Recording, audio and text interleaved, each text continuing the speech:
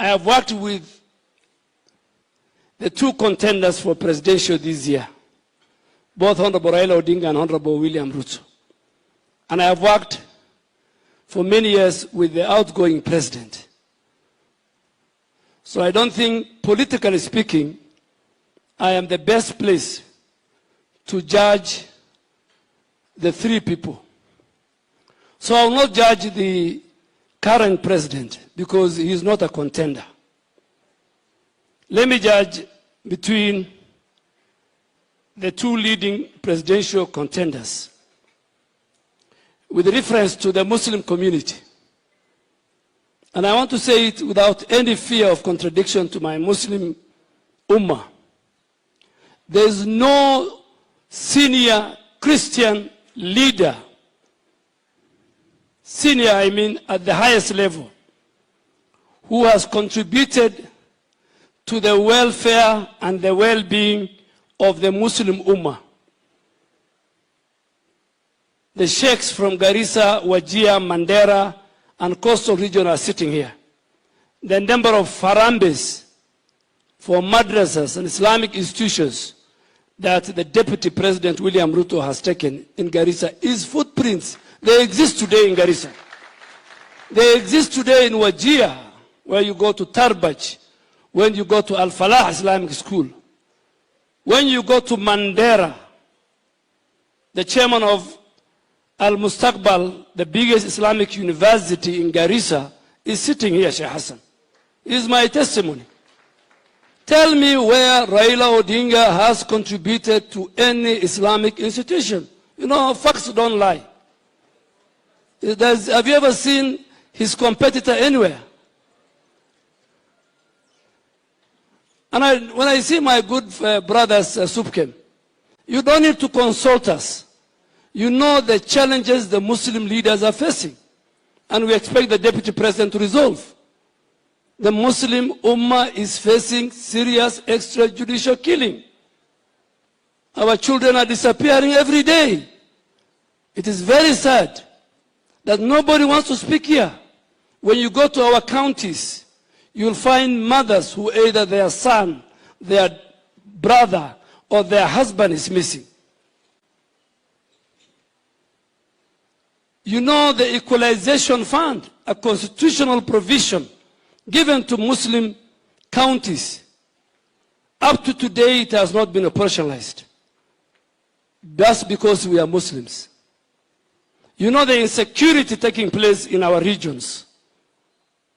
You know what our people go through when they go to look for registration and citizen documents, either at Kenyatta, at Nyaya House, or in our ID centers in our counties.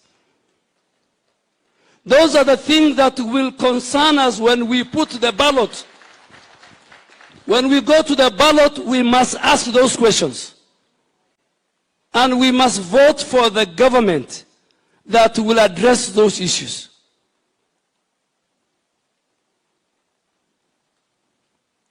We must address. This ballot you are going to cast will be used to run the next government 5 years.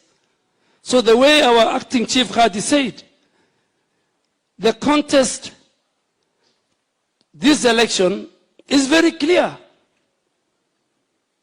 All those of us who are in government from the Muslim Ummah from 2013 to 2018, including myself, who hold a constitutional office, were done through the influence of William Ruto. Because I came through URP, Minister Aden, Minister Amina. And the day we were sidelined in this government, tell me, even the Muslim organizations, tell me any Muslim who has been appointed. William Ruto's competitor stood in public and he said Mandera does not deserve the revenue allocation that they got through the constitution. He said it in Kiambu. He said it everywhere. And it is very sad our leaders are kneeling down for him. Very, very sad. The BBI that marginalized the people of Kenya, and more so the Muslim counties.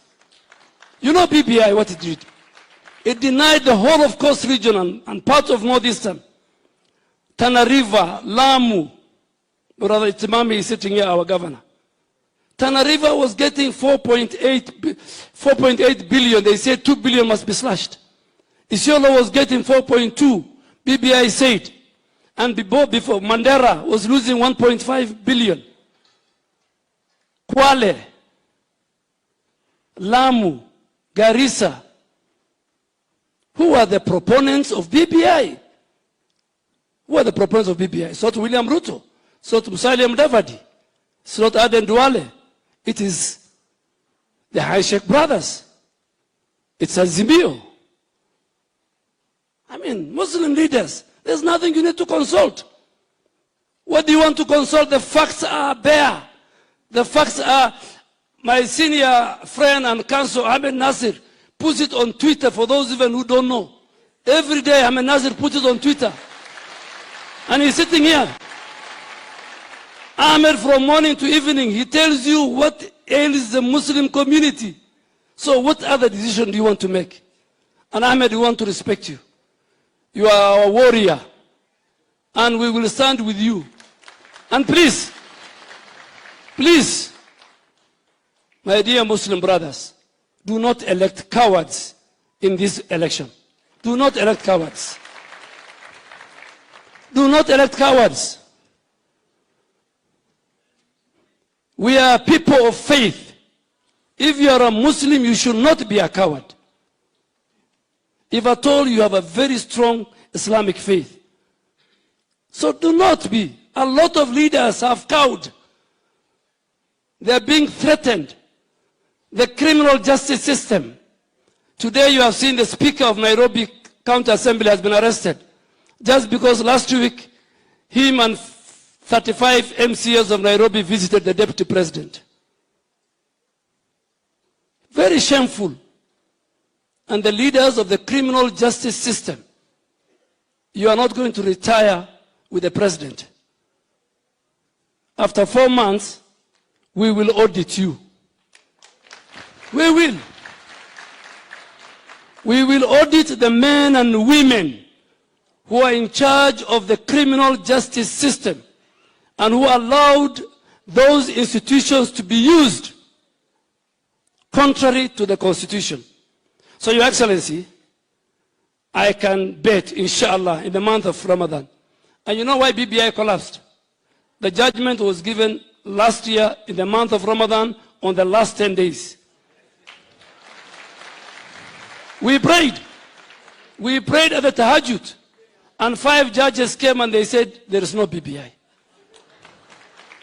7 other judges came, they said, there is no BBI. And let me tell you the truth, the best judgment in the Supreme Court was written by a Muslim, Judge Muhammad Ibrahim.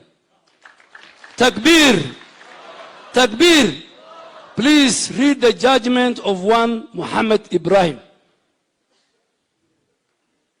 Takbir! If you are a Muslim sitting here, you know the choice. We can share something with William Ruto and Musalia Mudavadi and Rigathi Gachagua and Moses Wetangula and the whole team. Pray for us. We want your prayers. We want your support. And there are many Muslims who have come out to support us.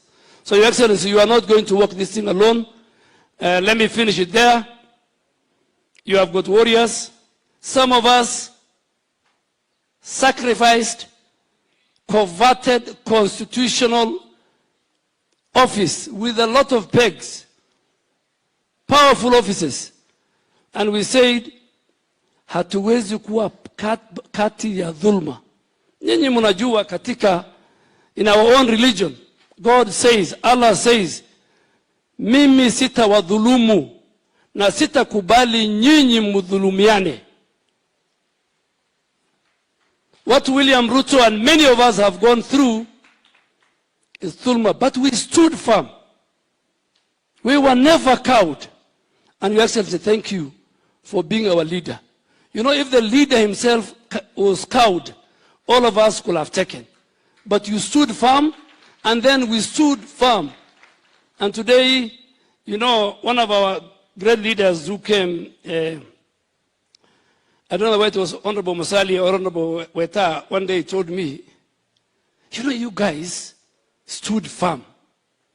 You know, we went through, even our friends in business were arrested, were charged, but we never freaked even one day. And now we have got 3 months. So if you are in the criminal justice system, you have got questions to answer when the audit comes. We shall revisit. We shall revisit all those that you have done. With those many remarks, let me call one of the governors that stood firm. And he is not corrupt. He stood firm. You could not be cowed. And he delivered the Msambweni parliamentary seat. Where's Faisal? Our first baby. Thank you very much, Faisal. Governor Mvurya, a man I have a lot of respect for.